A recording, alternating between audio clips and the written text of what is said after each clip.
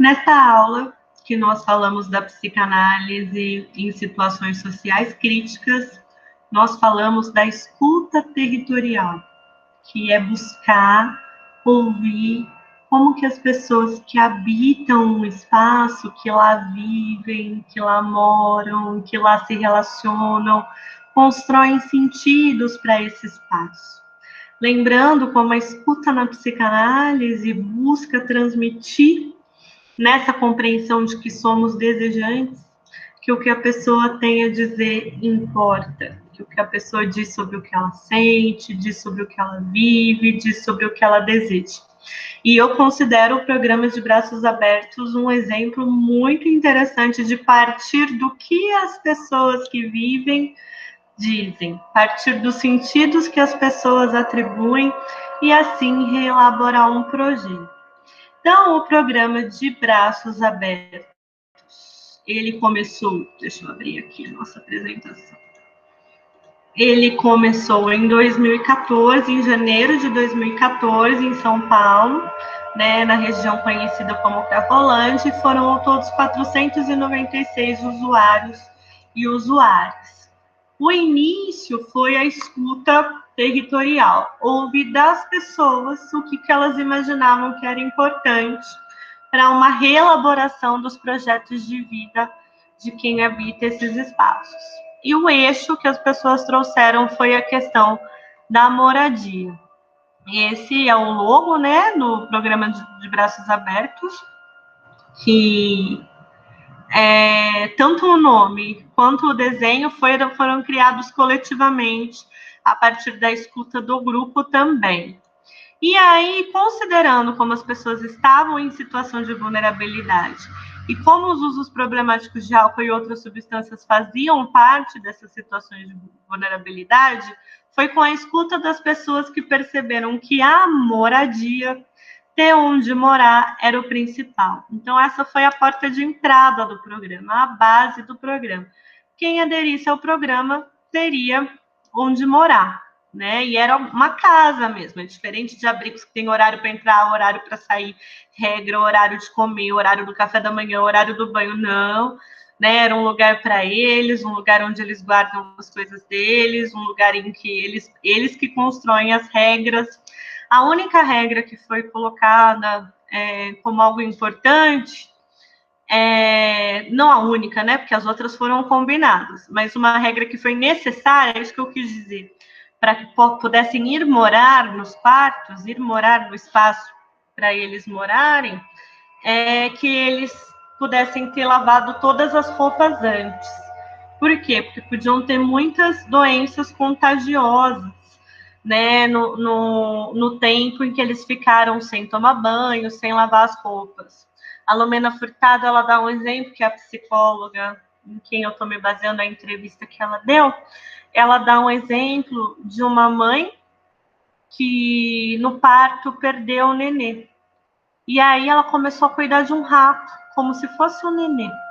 Ela ficou um tempo ninando, cuidando do rato. Então imagina, né? Quantas doenças as pessoas não podem contrair, considerando essa situação de vulnerabilidade que para muitas envolveu ficar bastante tempo sem poder tomar banho, bastante tempo sem poder cuidar dos ferimentos, bastante tempo em contato com animais de rua, né? Os animais, inclusive, foram vínculos muito significativos para eles, né? Isso foi uma coisa que eles queriam muito, lugares em que pudessem morar com os animais, os cachorros, os gatos, eram relações muito importantes para eles. Tinham também famílias, no sentido de casal com criança, mães com criança, participantes gestantes. Então, a moradia foi o principal.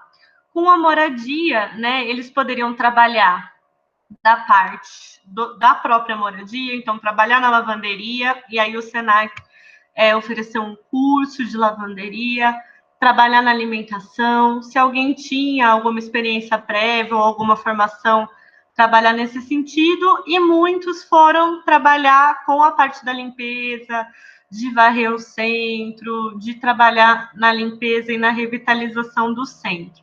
Eles recebiam por semana. Foi muito criticado, assim, como que vai pagar pessoas viciadas em crack? né? Mas perceberam que, na maior parte das vezes, esse dinheiro era usado em coisas, afinal de contas, o que se valoriza é a liberdade, né? A pessoa poderia usar em substâncias, mas muitas pessoas juntavam para ter algo para casa, compravam alguma comida que gosta, compravam algo para o bichinho, para as crianças. Então, essa dimensão da singularidade mesmo, né? Os eixos do programa foram moradia, emprego, saúde e assistência, e a parte de psicólogos e psicólogas, principalmente, os outros profissionais também podiam participar, mas a nossa parte era poder olhar e contribuir para a reconstrução do projeto de vida.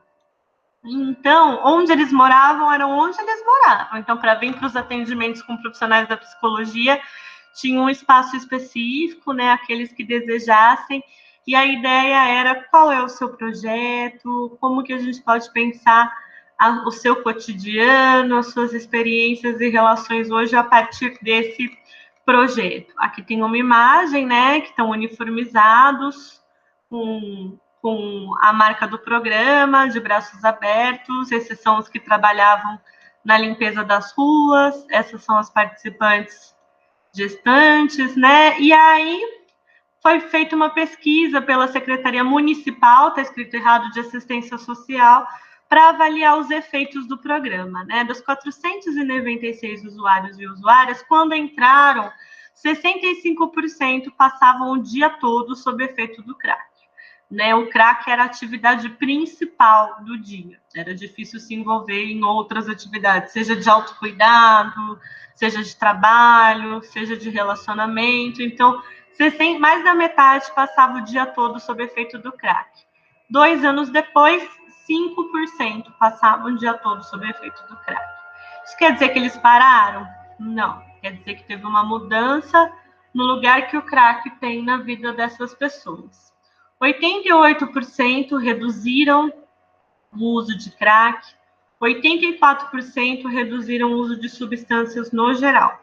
Mas lembrando que num programa, numa perspectiva de redução de danos, a substância é um dos aspectos. A gente vai olhar para a reconfiguração do projeto de vida como um todo. Então, 83% estão num tratamento continuado em saúde, 83%. Esse tratamento pode ser tanto psicológico, quanto as pessoas que estão em tratamento para tuberculose e sífilis, que são os mais frequentes, mas o número é de tratamento em saúde, aderiam a um tratamento continuado, né, que era uma coisa difícil, que eles relatavam que era difícil, que eles se sentiam envergonhados, que eles se sentiam que iam ser vistos negativamente, caso não tivessem onde morar.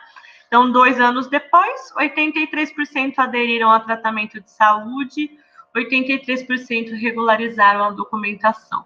Aí a gente vê, então, como tem esse eixo, 73% aderiram às frentes de trabalho, moradia, trabalho, saúde e direitos. Né? O lugar da substância se transforma, mas o foco do programa não era que eles parassem de usar a substância, mas que o lugar da substância não fosse o principal, e o principal fosse vê-los como sujeitos, com a sua singularidade, com a sua autonomia, com a sua liberdade, e os pilares, moradia, trabalho, saúde e direitos. Eu considero um projeto bem interessante, né? Eu contei bem pouquinho, quem quiser assistir a Lumena Furtado, que é a psicóloga que participou do programa, contando a experiência do programa de Braços Abertos.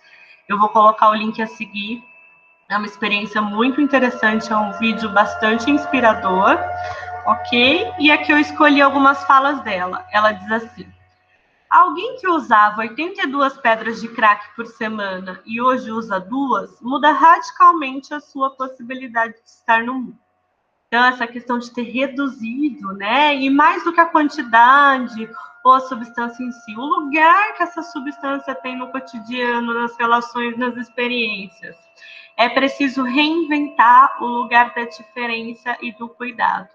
Só é possível cuidar em liberdade. Então, eu gostei muito desse vídeo, né? Para a gente pensar, tirar aquela questão do cuidado como controle, que acaba apagando a subjetividade, e pensar a relação entre cuidado e liberdade. E então, A partir do que nós discutimos da nossa aula de hoje, o exercício é imaginar uma possibilidade de atuação que envolva situações sociais críticas. Na semana passada, vocês também imaginaram uma possibilidade de atuação, mas nesta semana, o importante é que, para dar início a essa atuação, você e sua equipe planejem um processo de escuta territorial. No exercício, então, você vai explicar o que é necessário para a realização dessa forma de escuta. Vocês vão imaginar uma possibilidade de atuação que vai começar com a escuta territorial e explicar o que é necessário para que a escuta territorial aconteça. Ok? E quem quiser conhecer mais do programa Braços Abertos, eu vou colocar o vídeo abaixo. Combinado? Deixa eu ver, eu interrompi? Gente, será que estava aparecendo o vídeo? Agora eu me confundi. Tô ficando meio doida, gente. Quero aula presencial de volta.